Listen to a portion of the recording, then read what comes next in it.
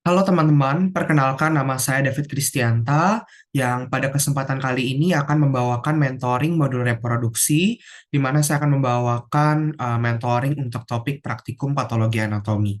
Pada video ini kita akan membahas berbagai kelainan-kelainan pada aspek patologi anatomi pada sistem reproduksi pria. Sebelumnya, saya ingin mengucapkan terima kasih dan juga ingin menyampaikan bahwa penyusunan PowerPoint ini tidak saya lakukan sendiri, melainkan untuk PowerPoint ini saya susun bersama dengan dua orang rekan saya, yaitu Dea dan Dabita. Kemudian saya juga ingin mengucapkan terima kasih kepada guru-guru saya dari Departemen Patologi Anatomi yang tentunya telah menolong dan juga mengajarkan saya materi praktikum patologi anatomi sehingga saya dapat membuat video ini. Terkhusus untuk guru-guru saya ada Dokter Nia dan juga Dokter Monik serta Bu Puspita yang membantu mengajarkan saya ketika membahas berkaitan dengan patologi anatomi reproduksi pria. Kemudian mohon gunakan video dan juga slide ini hanya untuk keperluan pembelajaran, tidak untuk dibagikan ataupun dikomersialisasi tanpa izin dari saya. Kemudian berbagai sediaan-sediaan dan juga spesimen yang digunakan dalam praktikum ini berasal dari sediaan milik Departemen Patologi Anatomi dan beberapa juga dari sediaan-sediaan yang didapatkan dari internet. Baik, pada video ini untuk reproduksi pria kita akan membahas ada 9 sediaan, di mana 6 sediaan reproduksi pria dan 3 sediaan keganasan. Kita akan mulai dari sediaan pertama, yaitu epididymistis tuberculosa. Sesuai dengan namanya, bahwa ini merupakan suatu proses infeksi tuberkulosis yang terjadi pada organ epididymis. Ini infeksi yang disebabkan oleh etiologinya adalah kuman Mycobacterium tuberculosis, di mana kita ketahui bahwa Mycobacterium tuberculosis dapat menyebar tidak hanya pada paru, melainkan dapat pula menyebar ekstrapulmonal. Penyebaran ini dapat terjadi secara hematogen maupun limfogen dan dapat menimbulkan reaksi peradangan granulomatosa, nekrosis perkijuan, dan juga kita dapat lihat nanti area yang mengalami infeksi TB dalam gambaran ini adalah epididymis tuberculosa menjadi lebih putih dengan konsistensi yang lebih padat. Kita dapat melihat bahwa lesi yang timbul adalah lesi dengan batas tegas yang berwarna kuning cerah, menunjukkan adanya gambaran tuberkel pada epididymis serta proses nekrosis perkijuan. Dan nanti kalau kita lihat pada gambaran mikroskopik, kita dapat melihat ada nekrosis perkijuan, kemudian ada granuloma yang terdiri dari sel-sel epitelioid, sel Datia Langhans, dan juga ada limfosit rim. Tapi dalam praktikum ini kita tidak melihat sediaan mikroskopiknya. Umumnya penyebaran infeksi TB dimulai dari epididymis lalu menyebar ke testis secara sekunder. Kita akan lihat pada spesimen milik Departemen Patologi Anatomi. Di sini kita dapat melihat ada area yang mengalami diskolorisasi ya, yang berwarna lebih kuning pada epididymis. Ada area ini berbatas tegas, warna kuning lebih cerah menunjukkan ada tuberkel pada epididymis dan juga proses nekrosis perkijuan. Nah, di sini kita akan masuk ke sediaan kedua, yaitu hidrokeltestis. Hidrokeltestis adalah kondisi di mana terdapat akumulasi cairan serosa jernih. Perhatikan bahwa ini cairan serosa jernih, sehingga nanti ketika dilakukan transiluminasi ataupun penyinaran dengan menggunakan bantuan senter, akan terlihat ada cairan jernih yang disebut sebagai cairan serosa. Di mana cairan serosa ini berada? Di antara tunica vaginalis parietal dan juga tunica vaginalis visceral. Di sini kita dapat melihat inilah area yang normalnya harusnya tidak terisi oleh cairan dalam jumlah banyak. Akan tetapi ketika terisi oleh cairan dalam jumlah banyak, terisi cairan serosa jernih, maka ini menjadi sebuah kelainan yang disebut sebagai hidrokeltestis. Ini juga menggambarkan gambaran lainnya. Eh, Dampaknya apa? Dampaknya kita dapat melihat bahwa testis nanti pada akhirnya dapat terdorong ke perifer. Kemudian kita juga melihat bahwa di sini secara makroskopis tunika vaginalisnya menebal. Harusnya kalau Anda memperhatikan pada praktikum anatomi, tunika vaginalis parietal dan juga visceral itu seharusnya tidak memiliki struktur yang menebal seperti yang terdapat pada gambar, terutama penebalan terjadi pada tunika vaginalis parietal. Selain itu kita juga dapat melihat Ini biasanya sebelumnya pasien memiliki riwayat trauma ataupun infeksi epididymis. Untuk penegakan diagnosis, biasa kita melakukan transiluminasi untuk mengetahui isi pembesaran massa, apakah berupa cairan jernih atau massa yang solid. Hidrokaltestis, kalau kita berbicara tentang patogenesisnya ataupun etiologinya, dapat disebabkan oleh dua hal. Ada ketidakseimbangan antara produksi dan absorpsi cairan, yang juga disebut sebagai hidrokel non-communicans. Jadi memang bisa karena infeksi, inflamasi, trauma, dan juga ada disebabkan karena prosesus vaginalis yang tidak menutup. Anda dapat kembali membaca dan juga mencari tahu dalam literatur-literatur anatomi berkaitan dengan embryogenesis pembentukan testis. Di normalnya harusnya testis itu uh, berkembang dari proses vaginalis yang harusnya menutup. Apabila tidak menutup, akan menyebabkan terjadi hidrokaltestis seperti pada sedian ini, di mana hidrokaltestis yang disebabkan karena proses vaginalis yang tidak menutup disebut sebagai hidrokel non-communicans. Sedangkan tadi yang ketidakseimbangan antara produksi dan absorpsi cairan disebut sebagai hidrokel communicans. Kita akan lihat pada sedian lain. Ya, pada sedian ini kita dapat melihat bahwa ini adalah gambaran sedian makroskopis, kemudian ketika dipotong, di sini kita dapat melihat bahwa antara tunika vaginalis parietal dan visceral terisi oleh cairan serosa jernih. Kita akan melihat gambaran makroskopis pada sediaan kita. Dan di sini kita dapat melihat bahwa ini adalah tunika vaginalis parietal dan visceralnya sudah terpisah dan terisi oleh cairan serosa, ada ruangan. Kemudian apabila kita lihat gambaran testis yang sudah terdorong ke perifer. Ini juga kembali kita melihat antara tunika vaginalis parietal dan visceralnya sudah terisi oleh ruangan cairan serosa jernih. Kemudian kita juga dapat melihat bahwa testisnya terdorong ke perifer. Kita masuk ke sedian ketiga yaitu testicular atrofi atau atrofi testis. Sesuai dengan namanya, atrofi berarti testis berada dalam kondisi yang lebih kecil. Kemudian ini dapat ditemukan dalam dua kondisi. Ada atrofi testis yang tanpa etiologi yang jelas atau primer, ataupun dengan etiologi yang jelas seperti testis terpelintir atau torsiotestis, atau cryptorchidism, atau testis gagal turun atau undescending testis. Kondisi-kondisi tersebut menyebabkan atrofi testis dan kita dapat melihat bahwa pada gambaran makroskopik nanti testis yang atrofi akan berwarna lebih pucat. Kenapa? Karena tidak mendapatkan vaskularisasi yang adekuat. Pada sediaan mikroskopik nanti kita dapat melihat bahwa ada perubahan-perubahan struktural pada testis yang mengalami atrofi.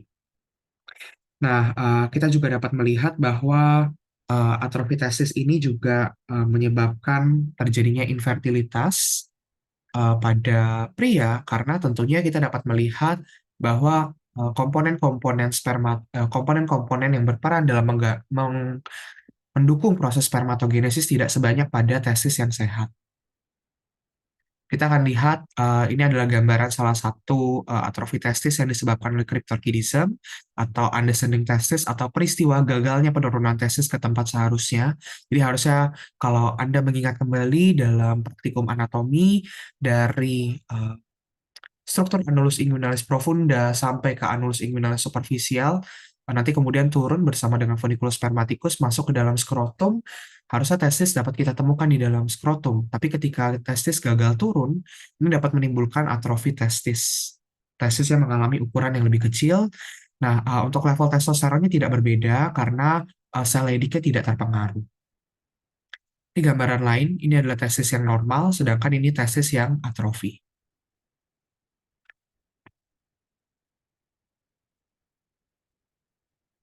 Nah, ini juga sama, ini testis yang atrofi dan juga ini testis yang normal. Ini testis yang atrofi, ini yang normal, sangat berbeda ukurannya. Nah, kalau kita mengingat kembali tadi salah satu adalah cryptorchidism atau undescending testis. Mengapa bisa terjadi atrofi testis? Karena testis seharusnya berada dalam skrotum, berada dalam suhu yang lebih hangat. Sehingga apabila testis tidak berada pada tempat seharusnya dan tidak berada dalam eh, suhu yang lebih hangat, itu dapat menyebabkan kegagalan berkembang pada testis sehingga terjadi atrofi testis. Bagaimana dengan gambaran mikroskopisnya? Di sini kita dapat melihat gambaran mikroskopis. Ingat kembali bahwa dalam testis ada struktur banyak tubulus-tubulus miniferus sebelum nanti akan mengalir ke berbagai struktur-struktur lainnya. Nah, di sini berasal dari pasien torsiotestis yang dilakukan reseksi testis. Spesimen memperlihatkan mayoritas gambaran jaringan testis. Ya, ini jaringan testis, tubulus seminiferus, tapi kita dapat melihat bahwa arsitekturnya sudah tidak jelas. Banyak area-area nekrotik dengan pendarahan yang luas. Nanti kita akan lihat bersama pada sediaan yang ada di slide. Kemudian kita lihat bahwa di sini tubulus-tubulus seminiferusnya sudah tidak viabel. Tidak viabel dalam artian kita tidak dapat lagi melihat struktur-struktur yang ada dengan jelas. Eh, Kemudian tadi disampaikan bahwa ada gambaran jaringan nekrotik dan juga perdarahan. Ingat, mengapa hal tersebut bisa terjadi? Ingat karena ada gangguan vaskularisasi, terutama pada testis-testis yang mengalami torsio, yang menjadi salah satu etiologi dari atrofi testis. Sehingga wajar apabila terjadi gangguan-gangguan tersebut. Kemudian pembuluh darahnya kongestif, berisi sel-sel radang. Membrana basalis, ya ini adalah membrana basalisnya, atau bagian yang melapisi ya. Membrana basalis ini yang disebut sebagai membrana basalis. Membrana basalisnya mengalami penebalan. Kemudian kita juga dapat melihat nanti kalau kita temukan struktur pembuluh darah, ada banyak sel-sel peradangan. Kita akan coba lihat bersama pada sediaan ini. Ya. Nah, di sini kita dapat melihat ini spesimennya. Ini kita dapat melihat ada banyak tubulus seminiferus ya. Kemudian di sini saya menunjukkan ini tubulus seminiferus. Kalau kita lihat pada perbesaran kecil, tubulus seminiferus. Nah, kemudian di sini ada area nekrosis dan juga area perdarahan. Kita lihat lagi kembali tubulus seminiferusnya, arsitekturnya sudah berubah. Kemudian kalau kita lihat pada perbesaran yang lebih besar, di sini kita dapat melihat ini gambaran area nekrotik dan juga perdarahan. Kemudian kita akan coba lihat gambaran tubulus seminiferusnya. Harusnya tubulus seminiferusnya kita sudah sulit dan juga tidak bisa untuk membedakan struktur-struktur yang ada di dalamnya. Sudah tidak bisa diidentifikasi lagi, baik itu struktur spermatogonium, spermatosit, dan sebagainya. Di sini kita sulit ya untuk menilai mana sel Sertoli dan berbagai sel-sel yang ada dalam atrofi testis. Itulah salah satu fitur yang membedakan atrofi testis dengan kelainan Sertoli cell only syndrome yang akan kita bahas pada kesempatan berikutnya. Di sini kita dapat melihat bahwa membrana basalisnya mengalami penebalan. Membrana basalisnya mengalami penebalan. Untuk sel-sel Leydig atau sel-sel interstisial tidak terpengaruh umumnya, sehingga tadi saya sampaikan bahwa level testosteron tidak akan mengalami perubahan. Ini kita sulit untuk mengidentifikasi mana struktur yang merupakan spermatogonium, kemudian spermatosit, dan sebagainya. Ya, saya rasa cukup untuk menggambarkan dan juga menjelaskan atrofi testis. Nah, di sini kita kembali melihat ada penebalan membrana basalis, kemudian stromanya di sini kita lihat terisi oleh sebukan sel-sel radang. Jelas di sini ada sebukan limfosit dalam jumlah banyak. Kemudian kita sulit untuk mengidentifikasi arsitektur intratubulus seminiferusnya. Ini juga sama gambaran yang menjelaskan kita sudah sulit untuk mengidentifikasi sel-sel apa saja yang terdapat intratubulus seminiferus. Ini juga sama, di sini menunjukkan adanya jaringan yang masih viabel dan juga jaringan yang sudah tidak viabel. Ada perdarahan di sini. Kemudian kita dapat melihat di sini membrana basalisnya sudah menebal, ya, sudah tidak viabel. Berbeda dengan yang di sini. Kemudian kita juga dapat, kita sudah untuk mengidentifikasi isi selnya apa saja.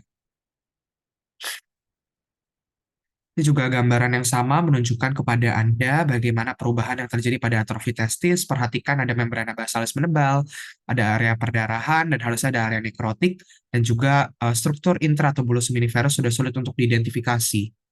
Kemudian kita masuk ke sediaan berikutnya, yaitu sediaan kondiloma acuminatum. Ini merupakan lesi mukosa atau lesi mukokutaneus yang berkaitan dengan infeksi HPV. Umumnya pada HPV ini berkaitan dengan lesi pada strain HPV 6 dan juga 11. Ini adalah penyebab tersering daripada kondiloma acuminata, dan ini juga merupakan salah satu penyakit menular seksual. Nah, kemudian kalau yang berkaitan dengan keganasan itu adalah strain 16 dan juga 18. Lesinya dapat tumbuh di berbagai organ, dapat tumbuh di anus, kemudian di mulut, kemudian di vagina, dan yang kita bahas pada praktikum ini adalah yang tumbuh di penis.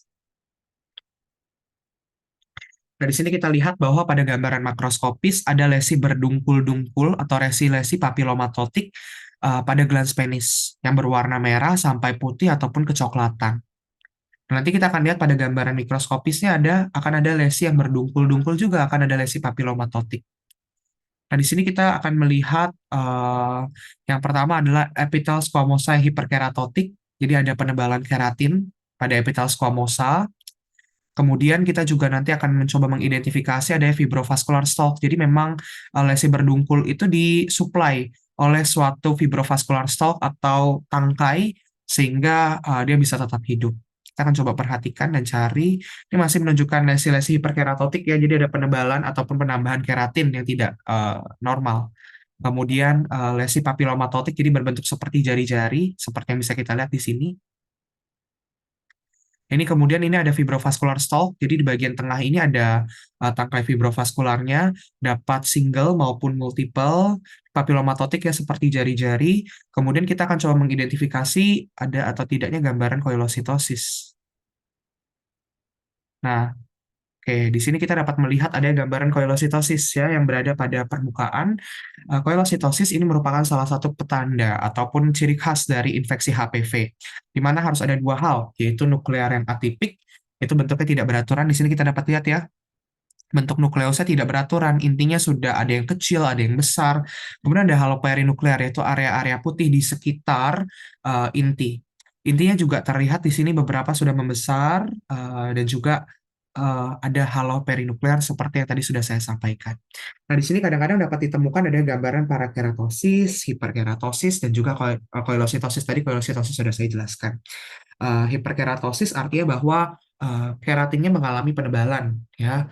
Kemudian kalau berbicara tentang parakeratosis itu adalah sel-sel pada kulit yang ternukleasi, ya. Jadi ada sel-sel pada kulit yang memiliki inti selama proses keratinisasi. Oke, kemudian kita lihat pada gambaran lain.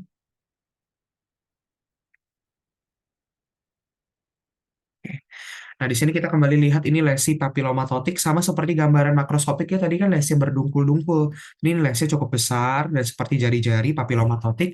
Kemudian stroma jaringan ikatnya memperlihatkan ramifikasi dilapisi oleh epitel squamosa. Ini ada hiperkeratinisasi, jadi banyak keratinnya di permukaannya. Kemudian ada parakeratosis dan juga koilositosis. Gambaran koilositosis dapat kita lihat lebih jelas pada gambaran berikutnya. Oke, di sini ada beberapa gambaran koilositosis ya. Ini koilositosis, jangan sampai terkecoh dengan gambaran ini. Ini yang koilositosis. Yang harus ada adalah nuklear yang atipia dan juga ada halo perinuklear. Jadi kita lihat lagi, ini adalah gambar koilositosis. Intinya sudah atipia, jadi sudah tidak jelas bentukannya. Ada yang besar, ada yang kecil. Kemudian juga kita melihat sitoplasma juga mengalami penebalan. Eh, ada haloperinuklear, area berwarna putih, karena kromatinya itu menepi ke membran, sehingga terbentuk haloperinuklear. Ini gambaran koilositosis lain, ada nuklear yang atipia, dapat dilihat dengan jelas pada gambaran ini. Kemudian ada haloperinuklear. Juga kembali menunjukkan, ini adalah haloperinuklear, dan juga ini adalah nukleus yang sudah atipia. Kita masuk ke sediaan berikutnya yaitu Sertoli cell only syndrome atau yang disebut sebagai sindrom Del Castillo atau germ cell aplasia. Jadi sesuai dengan namanya bahwa sel-sel yang ada di dalam tumulus spiniferus isinya hanya Sertoli saja. Sedangkan untuk spermatogonium, kemudian spermatosit, dan lain-lain itu sudah tidak dapat kita temukan. Ini adalah gambaran arsitektur normal daripada suatu tumulus spiniferus. Penyebabnya banyak, bisa idiopatik, defisiensi gonadotropin, cryptorchidismus, korkitis, berupa infeksi, ataupun hormonal terapi dari kanker prostat dan juga radiasi. Nah, biasanya tentu pasien-pasien ini akan datang dengan keluhan kesulitan untuk mendapatkan keturunan atau infertilitas. Karena apa? Tidak ada spermatozoa yang dihasilkan. Nah, kita akan lihat gambarannya.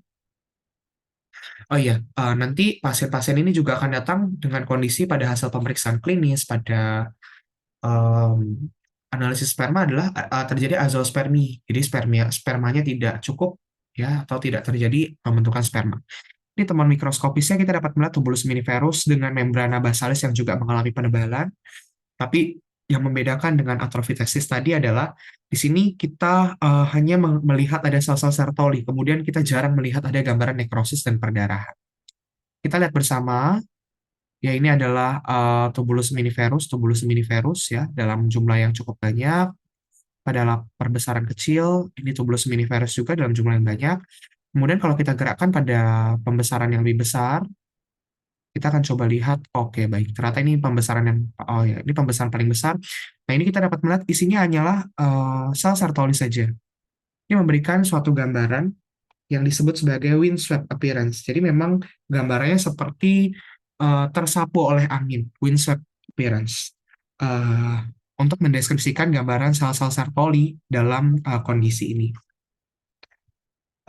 Kemudian pada pasien-pasien ini level FSH-nya dapat meningkat dan kita tidak melihat ada gangguan pada sel-sel Leydig ya, karena pada dasarnya ini gangguan yang terjadi pada sel-sel Sertoli yang terdapat dalam tubulus seminiferus. Ini juga sama, ini yang saya sampaikan seperti windswept appearance, jadi memang seperti tersapu oleh angin, kemudian hanya ditemukan sel-sel Sertoli saja. Bagaimana cara mengidentifikasi sel-sel Sertoli? Silakan Anda pelajari kembali dalam praktikum histologi. Kita masuk ke sedian berikutnya yaitu hipertrofi prostat, hiperplasia prostata. Ya, hiperplasia prostat merupakan lesi prostat jinak yang merupakan penyebab terseringnya retensi urin atau gejala saluran urinaria bawah atau lower urinary tract syndrome pada pasien-pasien yang berusia lebih dari 50 tahun. Jadi, mengapa hal ini bisa terjadi? Terjadinya hipertrofi prostat ataupun pembesaran prostat ini dipicu oleh stimulasi hormonal yang menyebabkan proliferasi seluruh elemen. Jadi, nanti kita dapat melihat bahwa di gambaran prostat normal, pada prostat yang BPH, baik stroma maupun komponen-komponen jaringan kelenjarnya juga mengalami hiperplasia. Kemudian proliferasi ini umumnya terjadi pada zona transisional ya, pada zona transisional seperti yang ditunjukkan oleh gambar.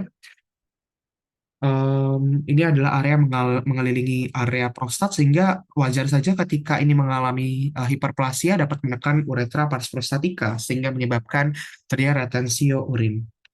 Kemudian hiperplasia prostat ini juga dipicu oleh stimulasi hormonal yang berupa hormon androgen yang dihasilkan oleh testis yang menyebabkan proliferasi seluruh elemen pada organ tersebut. Nah, seperti yang tadi sudah saya sampaikan, biasa pasien akan datang dengan klinisnya adalah lower urinary tract syndrome berupa urgensi dan juga hesitansi ketika ingin berkemih. Nah, di sini kita dapat melihat gambaran uh, benign prostatic hyperplasia. Jadi memang di sini kita lihat stromanya sudah stroma fibromuskularnya uh, sudah mengalami pelebaran. Kita dapat melihat. Kemudian kita juga dapat melihat di sini ada komponen glandularnya yang juga mengalami hiperplasia. Hiperplasia ini nanti kita dapat melihat bahwa sel-selnya masih dilapisi oleh dua lapis sel. Dua lapis sel tersebut terdiri dari sel-sel kuboid atau kolumnar luminal dan juga sel-sel basal ya. Jadi yang sel-sel basal ini adalah struktur sel-sel basal. Kembali lagi ke gambar sebelumnya, ini sel-sel basal, sedangkan yang bagian dalamnya adalah sel-sel luminal. Di dalamnya kita dapat melihat ada konkresi yang dihasilkan dari glikoprotein yang ada yang disebut sebagai corpora amylase.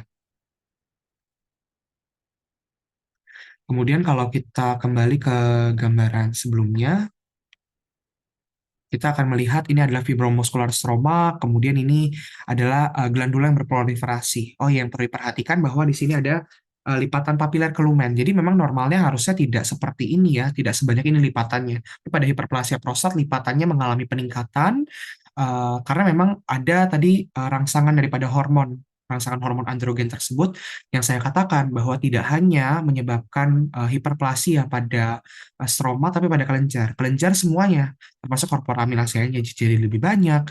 Kemudian juga struktur kelenjarnya kita dapat lihat pada gambaran lipatan-lipatan papilernya jadi lebih banyak ya, tidak seperti dalam kondisi normal. Ini corpora amylacea yang merupakan konkresi glikoprotein pada prostat yang biasa ditemukan seiring meningkatnya usia. Kemudian di sini kita dapat melihat ada sel luminal dan juga sel basal. Nah, ini menjadi penting. Kenapa? Karena ini merupakan petanda bahwa ini masih merupakan suatu lesi yang jinak.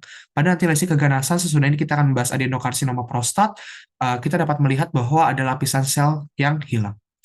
Nah, di sini kita dapat melihat strukturnya dengan jelas. Di sini ada asinus-asinus yang mengalami pelebaran, kemudian ada banyak lipatan-lipatan papiler ke dalam lumen. Kita dapat melihat bahwa di sini stroma fibromuskularnya bertambah padat. Kemudian ada dua lapis sel, ada sel basal. Ya, di sini adalah sel basal, kemudian ini sel luminal. Mungkin lebih jelas di sini kita lihat ini sel basal yang sebelah luar dan ini bagian dalamnya sel luminal. Kemudian kita harusnya dapat menemukan corpora amylacea. Ini corpora amylacea. Kita lihat pada gambaran berikutnya ya. Ini juga sama. Oke, kita lihat pada eh, gambaran yang sudah direkam. Sebentar.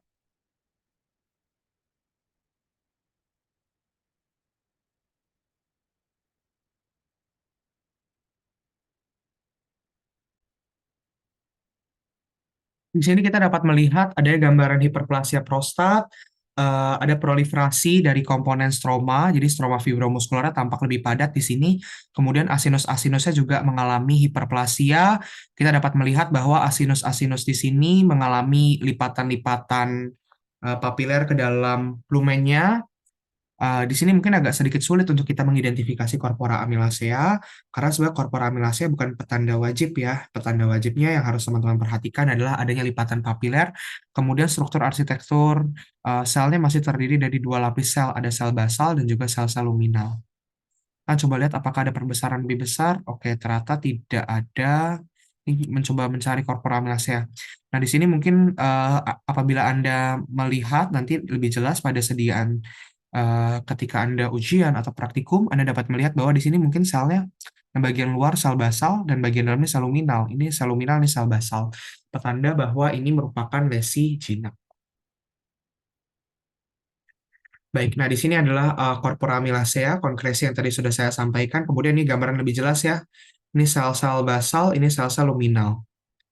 Ya, ini sel basal, eh, ini sel-sel basalnya ya. Sel-sel basal itu biasanya kita lihat gambarnya itu lebih gepeng. Ya, ini sel-sel basal, sedangkan ini adalah sel-sel luminal.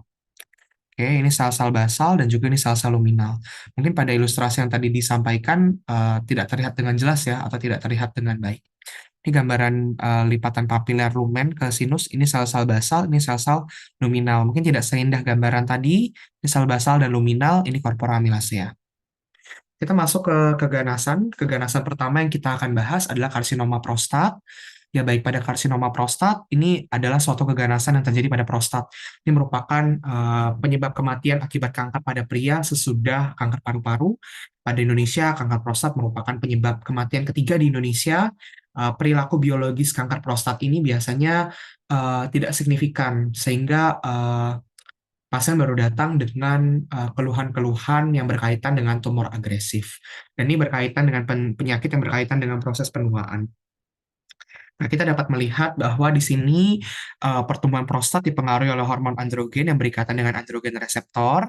Kemudian biasa untuk melakukan penegakan diagnosis kita akan melakukan screening. Screeningnya kita sebut sebagai screeningnya dengan menggunakan suatu petanda atau biomarker yang disebut sebagai PSA atau prostat spesifik antigen. Ya, ini merupakan glikoprotein yang dihasilkan epitel prostat secara normal yang disekresikan di dalam semen. Nah, peningkatan PSA ditemukan pada kanker prostat, prostatitis, hipertrofi prostat jinak, maupun trauma prostat. Jadi memang tidak bisa menjadi patokan satu-satunya untuk melakukan diagnosis terhadap karsinoma prostat. Nah, nilai rujukan PSA, kalau Anda belajari dalam praktikum patologi klinik, itu harusnya kurang dari 6,22 unit per mililiter pada laki-laki berusia kurang lebih dari 70 tahun, dan kurang dari 2,4 nanogram per mililiter untuk laki-laki usia kurang dari 50 tahun. Nah, apabila terjadi peningkatan berkali-kali lipat, kita dapat mencurigai lesi ini merupakan karsinoma prostat. Pengambilan biopsi atau sampel prostat diambil dari transrektum atau transperineal. Gradingnya dapat kita lakukan untuk menilai tumornya dengan menggunakan skala atau skor Gleason. Nah, kita dapat lihat pada gambaran makroskopis berikutnya. Oh ya, ini merupakan lesi yang paling banyak terjadi pada area perifer ya. 75 sampai dengan 80% terjadi pada area perifer dan 13 sampai 20% terjadi pada area transisional. Ini adalah gambaran makroskopis dari karsinoma prostat.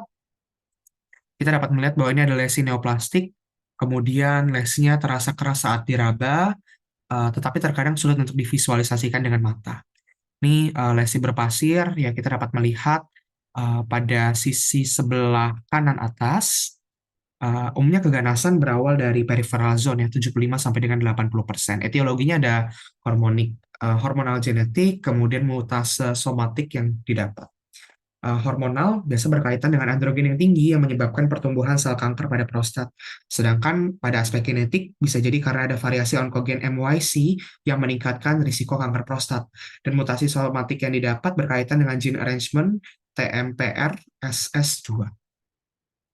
Nah, di sini kita dapat melihat pada karsinoma prostat, ini adalah gambaran jaringan prostat yang masih normal ya, masih terdiri dari dua lapis sel, kemudian ini juga lipatan papilarnya tidak banyak seperti BPH, di korpora amilasea masih dapat kita temukan. Ya, sedangkan pada masa tumor yang di sebelah kiri kita dapat melihat asinusnya sudah infiltratif, gambarannya sudah tidak jelas ya, arsitekturnya sudah kacau. Kemudian kita dapat melihat bahwa eh, sel-selnya sudah dilapisi, sudah kehilangan sel-sel basalnya. Jadi hanya terisi dan tersisa sel-sel luminal ya yang merupakan epitel selapis kuboid dengan sitoplasma berwarna ungu gelap hingga ungu pucat. Ya, berbeda dengan yang ada di sebelah kanan. Nah, ini kita dapat melihat bahwa asinus-asinusnya sudah tidak beraturan. Kita lihat ada kehilangan sel-sel basal yang tadi merupakan epitel gepeng, sudah tidak ditemukan di sini. Kita hanya menemukan adanya sel-sel kolumnar ataupun sel-sel luminal. Nukleusnya di sini kita sudah lihat bahwa nukleusnya prominen, membesar, bentuknya sudah tidak jelas, sudah tidak beraturan, bahkan beberapa hiperkromatik. Kita jarang ya untuk menemukan gambaran mitosis, meskipun bisa juga ditemukan gambaran mitosis, tapi tidak dapat dijadikan sebagai patokan keganasan. Nah, di sini kita akan lihat bersama-sama kelenjar prostat yang tersusun atas sinus, ada komponen-komponen asinus dan juga stroma. Ya, kita akan fokus kepada di sini arsitektur daripada asinusnya. Di sini kita lihat asinusnya sudah tidak beraturan dan sebagian besar hanya dilapisi oleh satu lapis sel saja. Jadi dengan pola cribriformis ya ini seperti saringan. Kemudian kita dapat melihat nanti pada perbesaran yang lebih besar, ini ada kelenjar yang tidak beraturan dengan epitel dengan inti yang menunjukkan anak inti atau nukleolinya yang nyata. Ya, di sini kita lihat nih hanya terdiri dari satu lapis sel saja. Itu sel-sel kuboid saja. Oke, kemudian kita masuk, ya ini adalah karsinoma prostat. Tadi seperti yang sudah disampaikan, paling sering terjadi pada zona perifer. Di sini kita dapat melihat di zona perifer yang paling sering mengalami bisa juga terjadi pada zona transisional ataupun zona sentral. Pembagian zona-zona ini dapat Anda pelajari lebih dalam dalam praktikum anatomi. Kemudian kita masuk ke sedian berikutnya yaitu karsinoma penis ya. Karsinoma penis merupakan suatu keganasan yang umum terjadi pada pasien pria pada dekade kelima ataupun dekade keenam. Faktor risikonya ada banyak, tidak dilakukan sirkumsisi, fimosis, inflamasi kronik, lichen sclerosus, merokok, riwayat radiasi, dan juga ada wart atau kutil kelamin atau kondiloma atau infeksi HPV. Dan ada spektrum daripada penile cancer. Jadi kanker penis ini sebenarnya awalnya mungkin hanya lesi-lesi datar saja, ada hiperplasia hingga pada akhirnya dapat menyebabkan berbagai gangguan lain sehingga akhirnya menimbulkan kanker penis. Nah, ini karena kita ingat kembali bahwa penyusun daripada penis umumnya adalah sel squamosa. Oleh karena itu ini berkaitan dengan karsinoma sel squamosa dan kita ingat bahwa kalau berbicara tentang karsinoma sel squamosa dimanapun itu pasti kita menemukan ada gambaran mikroskopis yang khas yaitu mutiara keratin. Ini predileksinya biasa kita temukan pada glans atau foreskin dengan massa yang membesar lambat dan bentuknya tidak teratur. Pasien baru akan datang apabila terjadi ulcerasi ataupun masanya sudah menyebabkan gangguan ketika berkemih. Ini adalah diambil dari penektomi, jadi dilakukan pemotongan pada penis. Ini visual massa tumor berwarna putih ya, dan sebagian tampak infiltratif, ini uretranya. Ini bagaimana gambaran mikroskopisnya. Di sini kita dapat melihat gambaran mikroskopisnya, ada massa tumor epitelial ganas, yang tumbuh dengan pulau-pulau tumor. Kita akan coba cari, ya biasa kita cari pada bagian epitel permukaan, tapi di sini sebenarnya kita dapat lihat pada penisnya ya. Nah, di sini ada banyak sekali gambaran keratin ya, mutiara-mutiara keratin. Ini suatu gambaran yang sangat baik untuk memvisualisasikan kanker penis. Kemudian tadi seperti kita lihat tumbuhnya dalam bentuk Itu pulau-pulau, ini satu pulau, satu pulau, satu pulau, dan juga ini satu pulau. Nah, nanti kita dapat melihat pada perbesaran lebih besar. Nah, ini gambaran yang sangat baik untuk memvisualisasikan ada mutiara keratinnya. Pada mutiara keratin, pada perbesaran yang lebih besar, kita dapat menemukan ada gambaran nukleus yang atipik ya. Ini nukleus-nukleus yang atipik. Ini memang ukurannya sudah membesar, anak intinya terlihat nyata. Kemudian gambarnya juga berantakan atau pleomorfik, membrana intinya menebal, sehingga tanda keganasan terlihat dengan jelas semua di sini. Di sini juga kita kembali melihat ada banyak ya gambaran mutiara-mutiara keratin. Kemudian pada stroma juga kadangkala kita dapat menemukan adanya respon peradangan ya, respon peradangan kronik. Ini gambaran mutiara keratin, gambarnya seperti onion skin ya, jadi seperti kulit bawang. Memang karena ini proses yang terjadi dalam waktu yang lama. Jadi semakin lama semakin membentuk jaringan, semakin membentuk struktur yang semakin tebal. Kemudian ini kanker penis, ini mutiara keratin. Stromanya kita lihat bahwa ada sel-sel radang kronik. Kemudian massa tumornya tersusun dalam pulau-pulau. Ini satu pulau, kemudian satu pulau, satu pulau, satu pulau, dan pulau-pulau lainnya. Ini juga ini adalah gambaran mutiara keratin dengan massa pulau-pulau. Ini adalah stroma yang tersusun oleh sel radang kronik.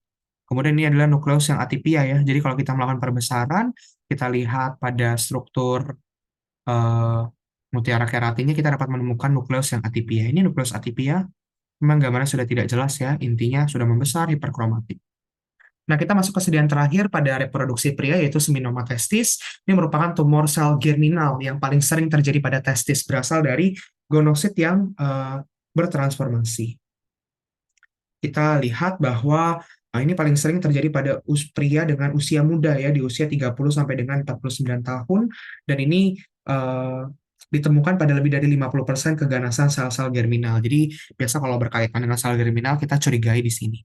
Curigai seminoma testis. Nah, pada pemeriksaan patologi klinik kita dapat melihat kadar LDH, PLAP, dan HCG-nya meningkat. Namun AFP tidak boleh meningkat ya. AFP tidak boleh meningkat, dan jika meningkat kita harus pikirkan itu merupakan penyakit pada liver ya, atau liver disease maupun komponen non seminomatosa. Ini kita dapat melihat gambaran makroskopisnya. Ini adalah tumor solid berbatas tegas, dan kita dapat lihat ada pembesaran testis. Ini juga sama pada gambaran makroskopis pada testis ya. Ini Dr. Stevarens yang keluar. Ini pada testis kita dapat melihat eh, ada massa solid berbatas tegas. Eh, ini biasa terjadi unilateral ya, unilateral dan dapat kita raba. Kemudian prognosisnya biasanya baik ya. Kalau misalnya kata memang ditangani dalam staging yang masih awal. Kemudian kalau kita lihat ini adalah gambaran seminoma testis. Seminoma testis itu pada dasarnya gambarannya dapat kita lihat adalah kita melihat ada massa-massa ya yang dikelilingi oleh septa-septa jaringan ikat. Ya, ini massa massa tumor yang dikelilingi oleh septa jaringan ikat. Jadi ini gambaran sangat khas dan sangat jelas. Bagaimana gambaran sel-sel keganasannya? Di sini kita dapat melihat ada prominent sentra nucleoli, kemudian polygonal nuclear shape. Jadi memang sudah atipia, bentuknya sudah tidak jelas. Kemudian ada infiltrasi dari limfosit dan juga sel-sel plasma di dalamnya. Ini juga ilustrasi yang menjelaskan bagaimana gambaran dari seminoma testis. Ada fibros septa jaringan ikat, kemudian ini sel-sel tumornya, juga sama ini jaringan ikat ya. Ini jaringan ikat, kemudian ini sel-sel tumornya. Ini juga bahkan pada gambaran ini kita dapat melihat massa tumornya eh, membentuk suatu infiltrasi limfosit tadi ya, jaringan ada sel-sel peradangan kronik, dia berwarna bulat, berwarna biru, kemudian hiperkromatik dan juga berukuran besar ya, ada banyak sel-sel limfosit, jadi sudah ada peradangan di sini. Bagaimana dengan gambaran pada mikroskop? Di sini kita dapat melihat ini pulau-pulau massa-massa tumor dikelilingi oleh jaringan ikat di antara ini jaringan ikat, ini pulau-pulau tumor. Ini pulau-pulau tumor lagi. Ya, ini pulau-pulau tumor kalau kita perbesar pada lapang pandang yang lebih besar, di sini kita dapat melihat ini terbungkus oleh jaringan ikat. Kemudian sel tumornya relatif berukuran besar, monoton dengan inti bulat ataupun poligonal. Nukleolinya nyata. Kita akan lihat pada perbesaran yang lebih besar. Ini septa jaringan ikat. Nah ini ya gambaran sel-sel tumornya. Ya, sebagian sitoplasma eosinofilik dan jernih dengan batas antar sel yang cukup jelas satu dengan yang lain, dan kita dapat menemukan nih sel-sel limfosit ya, bukan sel-sel radang limfosit. Ini juga bukan sel-sel radang limfosit, ini sedangkan ini adalah sel-sel tumornya ya. Ini bedakan yang ini adalah yang limfosit, ini yang sel tumor. Baik, ini adalah referensi yang saya gunakan. Beberapa sediaan diambil dari Robbins, kemudian juga ada Wetter Pathology Atlas, dan juga dari buku penuntun praktikum serta kuliah pendahuluan praktikum. Bagi teman-teman yang merasa terbantu dengan mentoring patologi anatomi ini, teman-teman dapat mendukung secara sukarela dengan memberikan dukungan secara sukarela pada nomor rekening yang terdapat di bawah ini.